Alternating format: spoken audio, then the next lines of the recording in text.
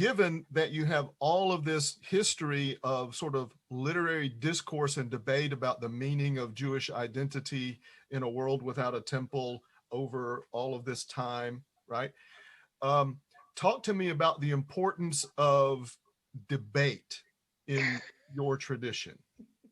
Go for it, Cindy. No, you go ahead. I mean, I think I probably hit on it early on. When you've got a whole bunch of people, especially the big joke is if you've got two Jews in a room, you have how many? 50 opinions, because we like to debate. That is part of what we do. And religiously, the rabbis debate over answers to questions. And this is your area. This is not my area. So I'm throwing the ball back in your court. It is exactly what you said. And it's pretty straightforward. We really value the importance of the question. And we value more highly, perhaps, the value of the question over the value of an answer or a right answer. When we sit in, we have a class we call Choosing Judaism for folks who are interested in conversion. And one of the things that we talk to them about is this idea that it's likely you're going to come here with questions and we're going to give you a bunch of information and you're going to leave with more questions. And that is the goal.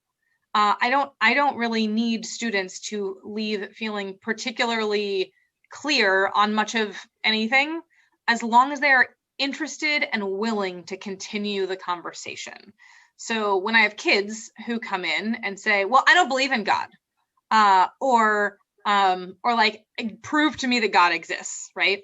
My answer is not like, here is proof, or even like, this is what Judaism says about what God is, right? It's more like, oh, that's so interesting. Tell me about this God you don't believe in, right? Like, describe this God you don't believe in to me, right? And they'll usually talk about somebody who has control over things, or a man in the sky, or whatever, right? And I'm like, okay, cool. I don't believe in that kind of God either. I have a different understanding of God. Can I tell you what I understand God to look like? How do you feel about that? And then we'll talk about all the variations on how God is described, defined, and beyond all definition and description in Judaism. And what that does is it allows thinking to be more expansive, right? It allows for like space instead of narrowness. And Judaism has always really, really valued space over narrowness.